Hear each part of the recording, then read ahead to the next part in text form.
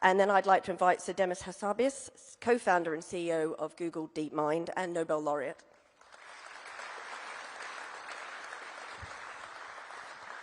And of course, it's my great honor now to invite His Excellency Emmanuel Macron to join us on stage. Thank you.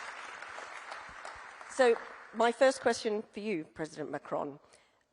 From Louis Pisan's influential work on the development of TCP and the IP protocol to Alan Turing's foundations of computing, France and UK have always been global leaders in technological progress. How do you see the strengths of France being built upon to continue that progress, to continue to compete globally as the technological race really builds across the world? Thank you very much, and thank you for this opportunity. Thank you, Mr. Minister, for your words and your very clear program and commitment. And thank you, Mr. President, for hosting us and welcoming us in your university. And I think the title you decided to adopt, I mean, from science to growth, is a very good one, and it's probably the best answer to your question. When we look at the challenge, it's clear that I think it's not just because I'm here, but UK and France are probably the two nations to be part of the race and leading the race in Europe. But we are lagging behind, both the US and China. Let's be lucid. And the big question for all of us is how to be part of the competition and indeed to de-risk our model and not to be dependent on US or Chinese solutions. And the first one is science, science, science. And investing in science and fundamental science is absolutely a necessity. And I want just to emphasize this point because it's a very important one, and I'm very pleased by your mention of CNRS. And I know that a lot of research centers in France will sign partnerships during this trip, but fundamental science remains very important, and obviously technological research as well, and so on. The second point is training people. I think our two countries have the chance and the merit to train a lot of data scientists, mathematicians, and so on. So we have the skills, and we were used to train the skills. And we have to follow up and increase. And part of the AI program we have, and since 2018, the first AI plan, very clearly we launched additional training programs in order to have more and more talents, because it's clear that it is one of the critical issues. The third point is to be sure that we have the right ecosystem. And this is here the perfect illustration of what we need. Having public and private labs, but having large companies working with these labs, with startups, and an innovative ecosystem. And I think our two countries are probably the best-in-class ecosystem in Europe. But we are still lagging behind the US as well, if we are totally honest, by the necessity we have to increase the number of startups, but to have much more scale-up opportunities, because the level of our tickets remain clearly behind what is on the US side. And this is why I think we need this big AI program on both sides of the channel. But this is why we need a proper European approach. And capital market union for the European Union, but all the links and capital markets is beyond borders. But having a real financing ecosystem to be able to finance much more our innovation, and especially those who are very demanding in terms of capital, is absolutely critical. And as long as we will be too much dependent on investors in the US or big public and private investment in China, it will be very difficult to consolidate a proper European ecosystem and a Franco-British ecosystem. So a better integration and the scale-up of our financing solutions is absolutely critical. The fourth point is about the infrastructure. You mentioned the AI summit. We all announced, completely crazy figures when you are normal people. I mean, when you have just for one project, one plant, something like 12 billion euro being invested. But what we need is clearly computing capacities. And as Europeans, we're still dependent on the computing capacities.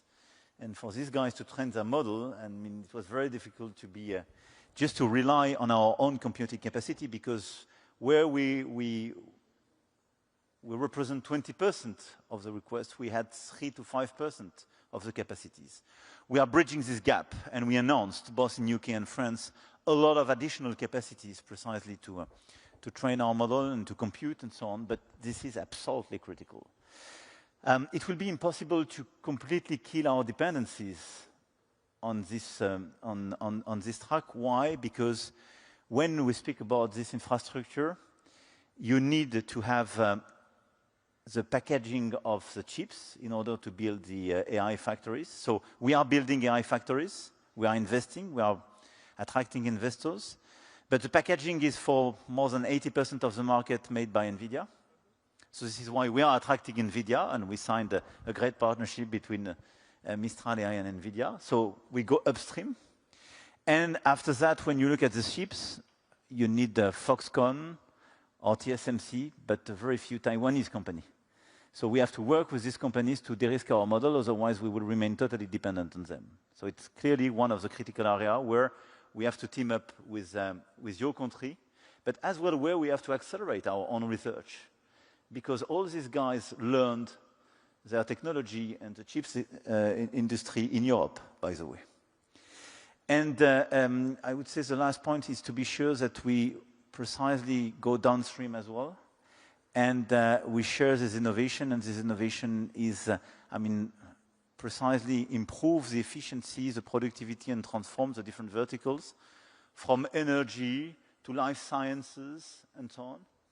And this is where our capacity precisely to accelerate the ownership of all this innovation, but as well, as you mentioned, the way to accelerate our ability to use AI and AI disruptions in other sectors is absolutely critical. I could detail, but I was already too long, but this is why I'm very happy to be here, because DeepMind is clearly a great example of how to make such an innovation a game changer, and what you are doing in life sciences, for instance, is, on my last point, one of the game changers to be much more independent, and where the AI race could be clearly won. And Mistral AI is on the LLM side, clearly with such a frugal and non-Chinese, neither US model, clearly an opportunity to diversify the offer, and for a lot of people, and for me, part of the European champion we want to promote. And this is why, on these different tracks, the partnership between UK and France is, for me, critical, because we exactly face the same challenges.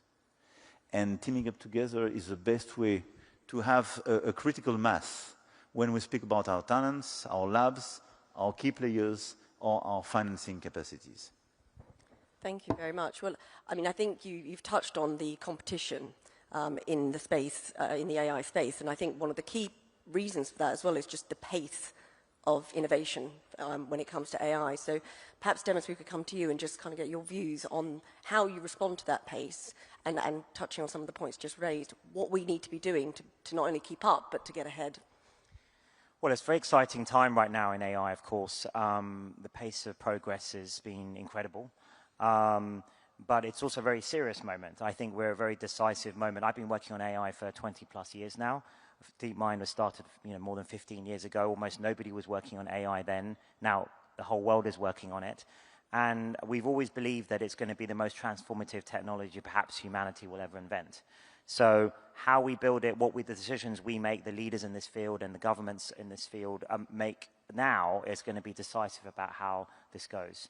And I'm very excited about applying AI to science and using it to accelerate scientific discovery in medicine. That's why I spent my whole career working on AI. And we're making great progress on that front. But it's a dual-use technology, and there are risks too. And I think, I'd love to see more dialogue at the international level about agreeing things like minimum standards for how we want these AI systems to work. And I've been saying for a long time, and we've been talking with President Macron for a long time, maybe even 10 years ago now, about if you want to influence how this debate goes on the global scale, you have to also be in the lead technically. to have a seat at the table. And I think the UK and France and a few other like-minded countries, perhaps like Canada and Switzerland, you know, I think if we band together with the same values, we can form a counterweight to the two global superpowers and influence the debate at the global stage. And I think that's very important to have that voice, given that this technology is going to affect everyone in the world. Thank you very much. Arthur, if I could come to you on a similar point again, addressing this idea that the pace of innovation is something that is both a challenge and an opportunity, and how you at Mistral AI think about that and respond to that. Well, one of the premises of starting Mistral AI has been to commit to open science and bring open source models to the world. And it's interesting to note that we actually started the company as a French and British company, as we incorporated the two companies almost at the same time. We had a workforce here very quickly. And to Demi's points, we need, as countries, to have a seat at the table to innovate. If you don't innovate, you're down to regulating, and then it's a little less interesting, and you have less of a say in how we use the technology. And so our approach there is to leverage the power of the two countries when it comes to training people and to have great scientists. And by committing to the open technology and building a business on top, building an enterprise business on top, we've been able to, I think, accelerate and change a bit the way the field were thinking about this issue of having enough transparency around the models, having enough access, ability to change them.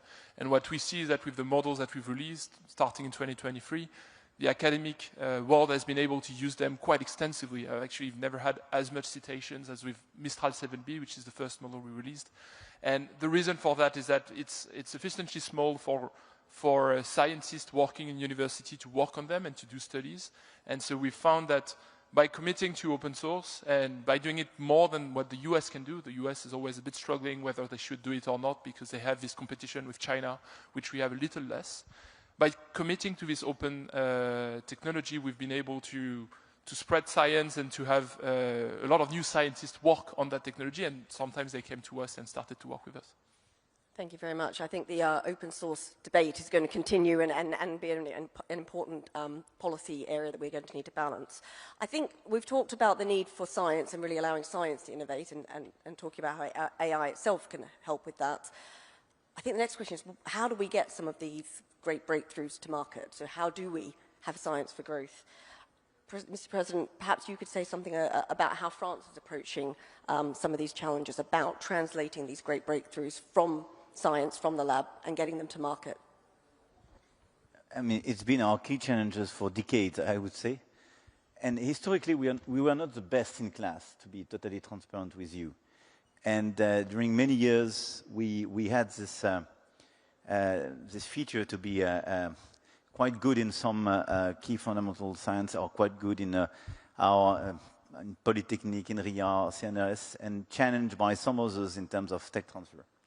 I think during the past 2 to 3 decades, we did improve our ecosystem by creating the flexibilities and the facilities in order to improve the tech transfer, to fix the IP regulations, and to create flexibilities for researchers and so on. And for me, it's, as always, a question of ecosystem and role model. And the question is, as long as in your labs, in your universities, you are just surrounded by people being 100% in academics, you don't have incentives or role model which will create incentives precisely to bring your innovation to the market. Now the situation is totally different. So we passed laws, changed our regulations, I would say at the beginning of the century. But during the past decade, there is a big transformation. And thanks to the French tech, I have some of the French tech people here, but we launched this brand 10 years ago now. And we have this ecosystem not just in France, but everywhere in the world. And it's very inspiring, I would say. And some of the French tech people are not coming from universities. Some are not coming from a big disruption. But some are coming from fundamental research. But it creates an ecosystem and some role models.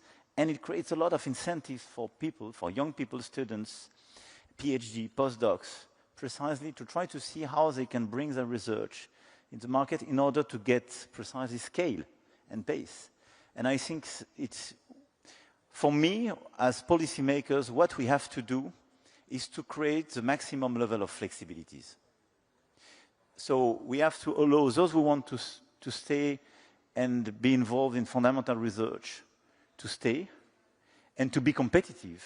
And this is where we are working very hard, because we are improving the model and we will pass additional stuff in order to be more competitive, in order to keep our talents on fundamental research and universities as well.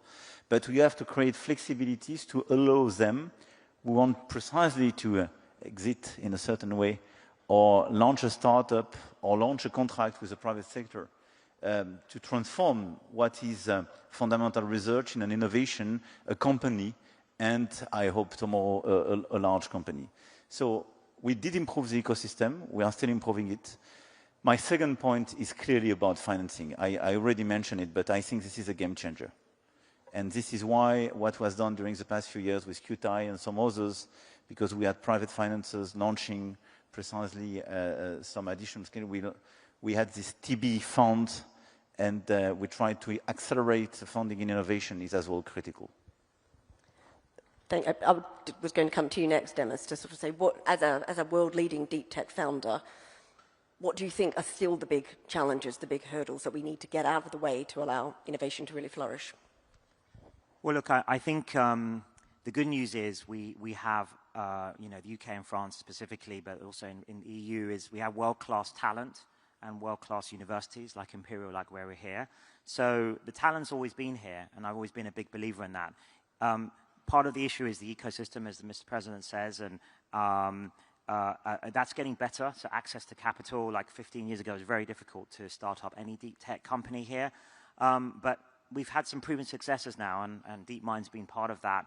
And I think that part's got better. What we need is really grand ambitions. People are really ambitious, like Arthur, to go for it.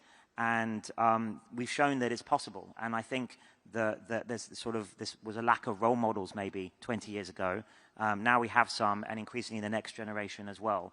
And we're very proud of Arthur's success as ex-DeepMind person and a prodigy of ours. And, I think that it just takes a few success stories to start building an ecosystem.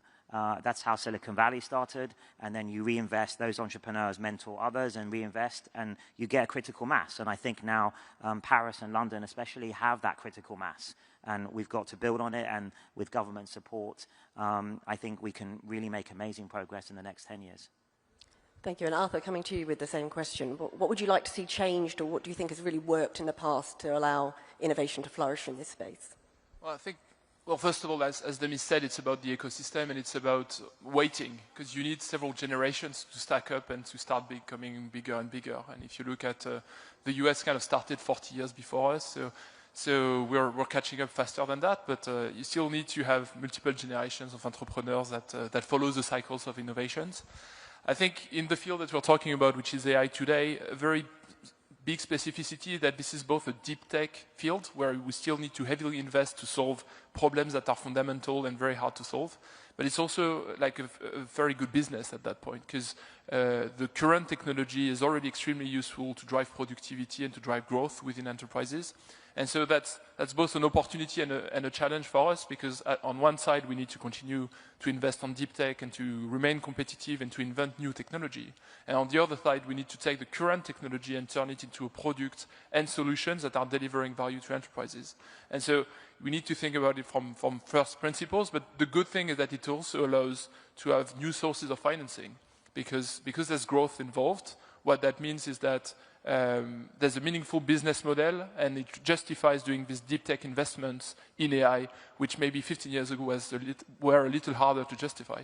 And so in a way, the field of AI has moved to something that is quite comparable to biotech, where you invest a lot and you also have a business model down the line.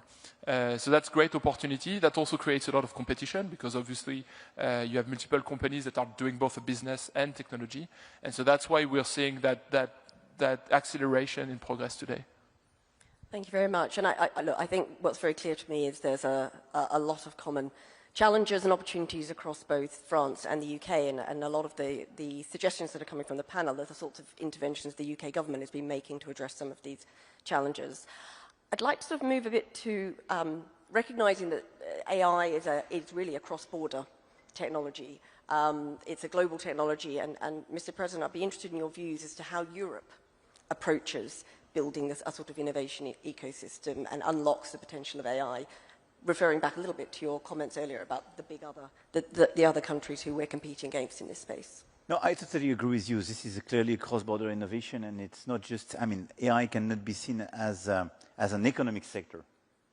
This is a big transformation which will impact all the potential sectors by itself, and is a change in depth of the economic structure, and by the nexus with different sectors like life sciences, energy, and so on, clearly will guide us to breakthrough innovations. So there is no other way than looking at AI as a global trend.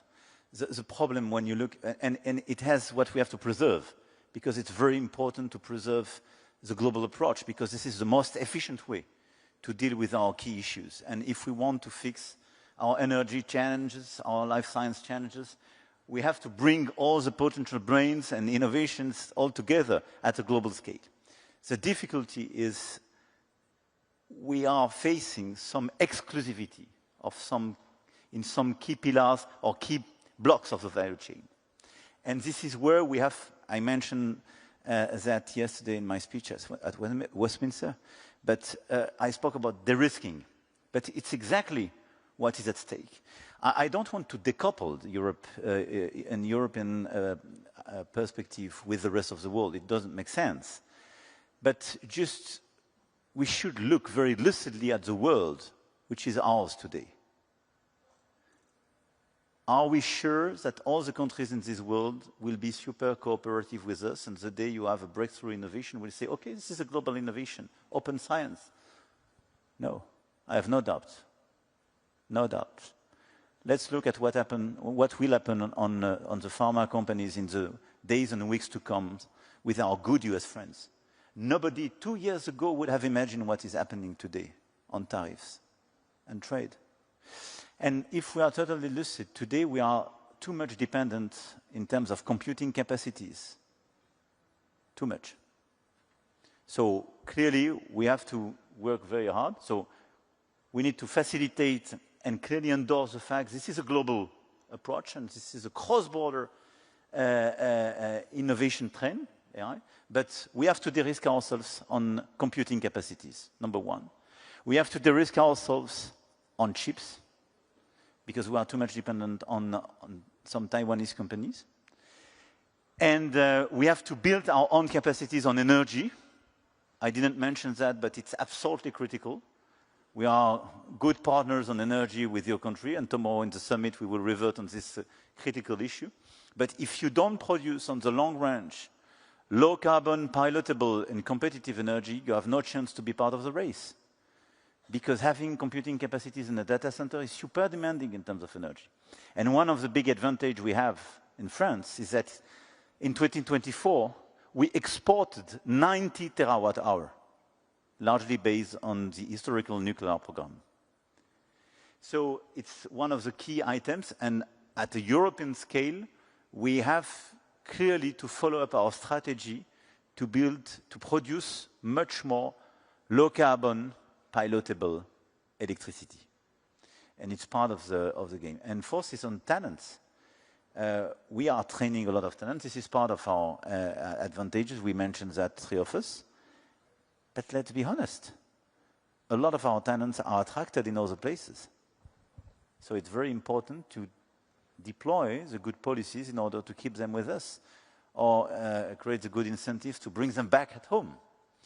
And what's happening in the US as well regarding science, I think is a good momentum. I don't want to be cynical with that, because this is terrible for science, for climate, and so on. But offering, as Europeans,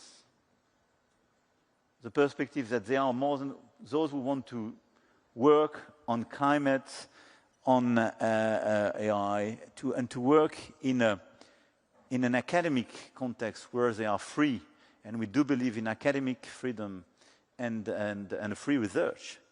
I mean, this is a European perspective. And now it seems to be very attractive because it's challenged in other places. So here are some critical elements where, even if this is a global approach, we should not be too naive. And there is a little bit our model, and this is where we have to work together, because we are exactly put in the same situation. And let me share with you a very politically incorrect issue post-Brexit in this country. But if I followed properly the narrative of the Brexit, the whole story was to say it will be much easier to fix our problems without the EU. I'm not sure you fixed migration and financial issues post-Brexit much better than with the EU. I'm sure about one thing. Having closer links is the best way to fix our critical issues on research, science, AI, and so on. Ready.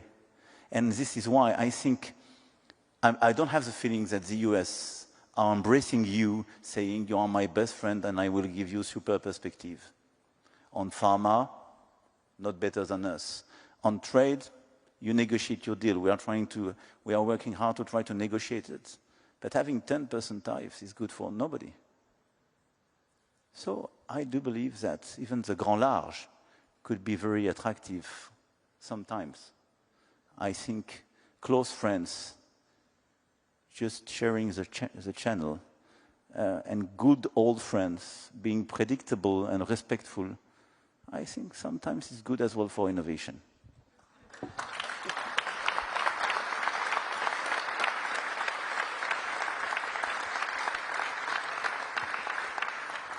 I was about to say that I'm sure I speak on behalf of everyone in this room to say we're absolutely delighted to be reassociated with Horizon Europe on behalf of the research and innovation community. If I could perhaps end by going even more global, we've had the London AI Summit and we had the Paris AI Summit, and next year we'll all be in India for the Indian AI Impact Summit. If I could start with you, Arthur, and come down the line, it would be great to end with an understanding of what you want to see on the agenda and what you hope the outcomes of that summit are. I think we need to start thinking about how AI is affecting democracies and how this technology, which brings a lot of benefits, can be used both ways when it comes to addressing citizens' needs. And so what we've started to do as a company is to really work with public services to put the technology into the hands of citizens. But there are also ways in which this technology can be used as an influence tool in a way that might be not transparent enough for the upcoming elections. And so I would like to see that being put on the agenda personally, because I think it's going to have effects on the upcoming elections. I think it's a risk that is accelerated by some form of concentration of power by a few American companies. And so we need to look into that, and we need to make sure that we have enough transparency there. It's one aspect. And then I would say, again, look at the benefits, look at specifically in India how that could be helpful. I'm thinking about this is a technology that can facilitate access to services, including healthcare services, including better employment, having a better connection to the state and a better acceptance of the state rules as well, can be really facilitated by AI, and we can dive into it more and have very precise proposals that are grounded into the science that we've done. Thank you. And Demis? Well, look, I think the first two, the Bletchley Park and the Paris summits were very successful, and I think very looking forward to the next India summit. This kind of international dialogue is critical, I think, for AI, and I think I agree with everything that the President said about it's great to see UK, France, and UK-EU cooperation rising. I think that's going to be incredibly important in many fields, but especially AI, to, these shared value systems we have, trying to balance the opportunities with the risks in a sensible way. We always talk about being bold with the opportunities in science and medicine. It's going to be incredible things in energy that AI is going to bring, and we have to embrace that economically and scientifically. But we've also got to deploy it in a responsible way for the benefit of the world. And I think the UK and France and convening those two summits and the next one have got a big part to play in that. So really looking forward to the next one. Thank you. And Mr. President, if we could hear your views for the summit. Look, I totally share what was just said. I think the first, the relevance of this summit was to have a global discussion. and I think it's very important. Not to divide this world between North and South, and to have US on one side, China on the other side, and the rest of the world, I would say. And I think this series of global discussions, first, allow people to team up in a certain way, share the same views about opportunities, but as well the main concerns. This is as well a unique opportunity to have exchanges between researchers, academics, entrepreneurs, investors, and policymakers. And this is a relevant ecosystem at a global scale if we want clearly to guide, if it's possible to guide, but as well to accompany the AI innovations where we want, by the way. And to resynchronize our agenda, because we see some differences in different parts of the world between innovation, regulation, total absence of regulation, and so on. And it's important if we want precisely to be part of this race, but as well to have an AI at the service of humanity, to share this discussion and to be sure first that AI by design in a certain way goes in the right direction, and that the policymakers have the sufficient level of ownership and understanding of all these innovations, and to try to see together how to build the most efficient and ethical ecosystem. So having a unique discussions on so many topics, and the same discussion from India to Canada is for me very important. So this is why I'm very excited as my two friends with this perspective of this new summit in India. And I want to thank you, by the way, because you launched the first edition in UK, and it was very important. And this cooperation is absolutely critical between not just both of us, but globally speaking. Well, thank you very much, and I think it's clear these conversations can and must continue. I would like you to thank our panel for what I hope you found was a fascinating discussion on the future of AI innovation, and I think as well that demonstrated just how important it is for policymakers and innovators to be talking to each other as we navigate what is really quite an exciting but also very challenging new technology. So if you put your hands together, please, to thank our panel.